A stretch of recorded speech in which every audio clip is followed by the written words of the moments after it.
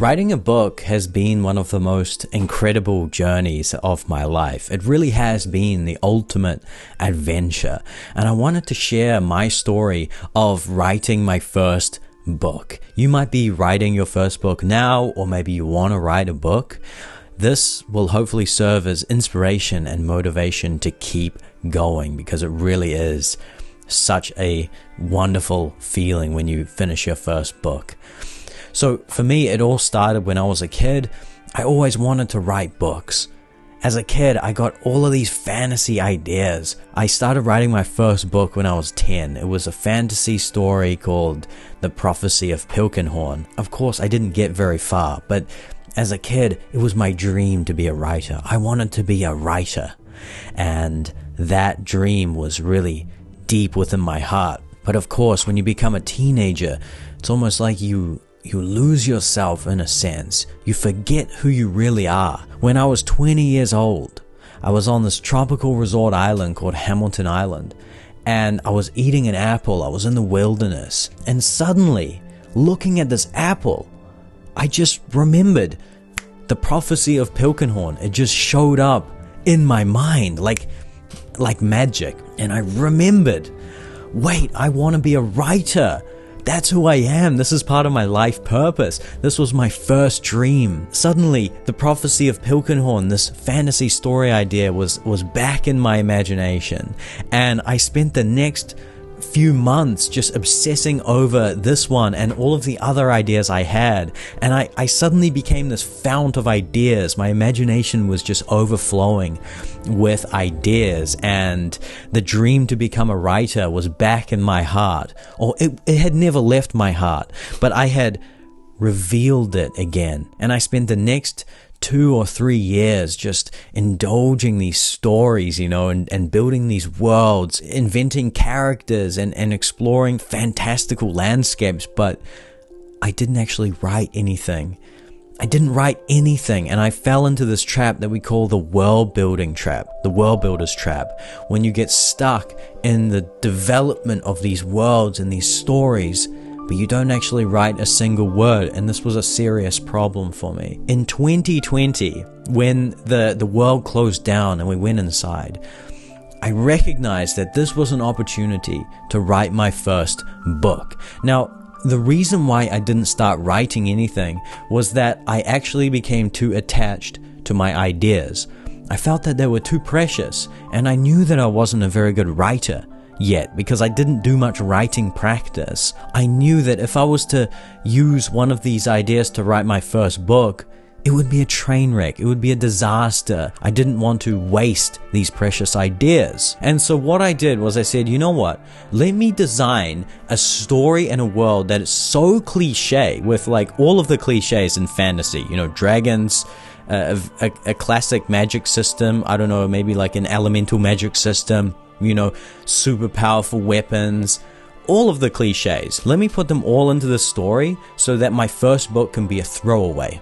So that I can just write this book and have it as my first book, so that I can get the ball rolling with this writing career that I want to build. And I started writing this story, and I had all of these very derivative characters and derivative elements, and it just wasn't working. And actually, I felt this pull towards this other story idea that I had called The Adventures of Jazz Cat and Reggae Dog. This idea came to me on Hamilton Island, this tropical resort island, where I was reawakened to this dream of mine to become a writer. And I actually felt more curious to this idea, this island which has this rule on it which bans live music and instruments. And I was so curious about this idea and so fascinated by it, so that I actually was drawn to this idea, and it felt very natural to me. I just said, you know what, this is the story I need to write. And so I started writing this draft, and it took me about 5 journals worth. I wrote it longhand in 5 journals, and I completed my first book in 2020. The following year, in 2021, that's when I took the draft and I really wrote this book. I really spent a lot of time crafting it, because the story was already there. The architecture of the plot the different sequences, all of the chapters, all of the characters were there. And so in 2021, I really spent a lot of time writing this book proper. And when I finished that pass, the second pass of this story, what happened was I achieved the most incredible epiphany moment of my life.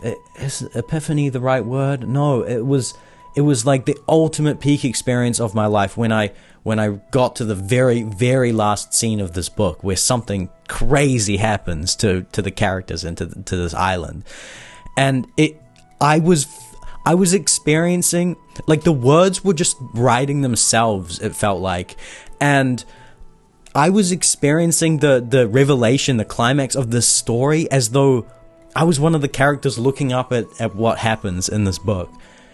And it was just this mind-blowing experience to me, because, you know, this was a dream that I had as a kid that was submerged in my teenage years, but was reawakened on this tropical resort island. And this story is set in a fictional version of this tropical resort island. And finishing this book was just, it was just the ultimate creative peak experience I've ever had. I cannot articulate it enough with my words. My mind was blown, okay?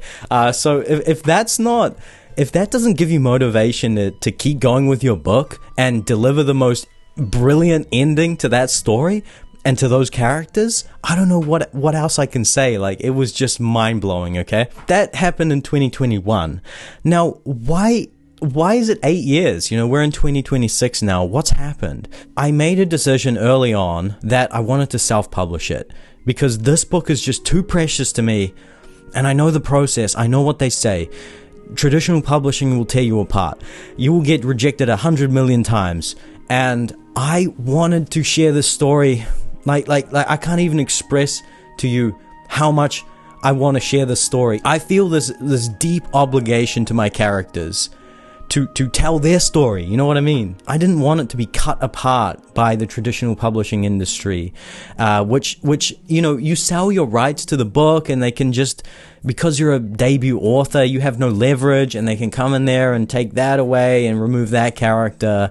And, you know, my characters are cats and dogs. And I really was worried that if I went to query this book and take it to traditional publishing, they would say, we like the story, we love the characters, but you have to make them humans. And that was something I'm unwilling to do. That is not gonna happen. These characters are cats and dogs. Let me tell you right now, they are cats and dogs. And so it's been like 3 years since then. 3 years have passed. And the book has just stayed as a file on my computer. You know why? Because self-publishing requires capital. And I'm a musician, I'm an artist. I'm broke as heck. Well, not so much these days, you know. My situation is improving, but the book has just been postponed. I haven't been able to get to it. A month ago, I came to a revelation that actually, you know what? I trust in this story so much. I believe in this story so much. What about traditional publishing? You know what? Let me try it. Let me try it. So a month ago, I decided I'm going to take this book to the traditional publishing industry, and I'm going to try get it published. I'm going to try find an agent. And so what happened was it meant that I had to go back into the story and really ruthlessly edit this thing. And that's the current process I'm undergoing. So I'm halfway through this process of editing, and I'm being so ruthless with it. I'm cutting out so much stuff. And it's so much better. And I'm reading through my prose from 2022, and it's so much is overly written. There are so many unnecessary words and sentences, and there's an entire character and all of these chapters and scenes that actually aren't required for the story. And so my decision to go traditional publishing has meant that I've approached the edit with a much sharper blade. Now, this is no guarantee that the book is going to get published. That's a process that I'll be approaching, you know, in a few months' time when I've finished this edit. I will let you know how it goes in another video. But that's where I'm currently at. And so it has been an 8 or 9 year journey since I started writing the first chapter of this book. until now. And I can tell you this, it has come with me. It has been a story that has been in my heart. It wants to be told. It's a story that was calling to me, and I think that's the biggest lesson from this video, if you're going to take something away. It's that you have a story in you that wants to be told. You have characters in you that have something to say based on your life experience. This book and this story came to me so naturally. It didn't feel like I was writing it.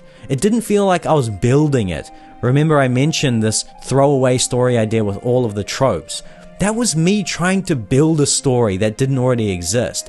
This story, which is titled 10th Rule, this story already existed, and I was just revealing it.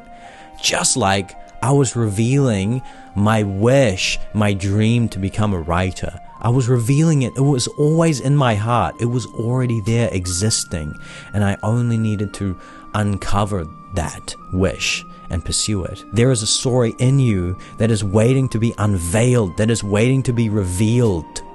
So I don't think that it should be so hard to write your first book. It should come naturally, right? So that is my story of writing my first book. Definitely subscribe to the channel. I'm going to be making more videos about writing and the creative process and being an artist and things like this. So if that interests you, definitely subscribe. Thank you so much for watching. Finish that damn book, okay? And don't forget, the journey has only just begun. And I'll see you in the next video. Bye-bye.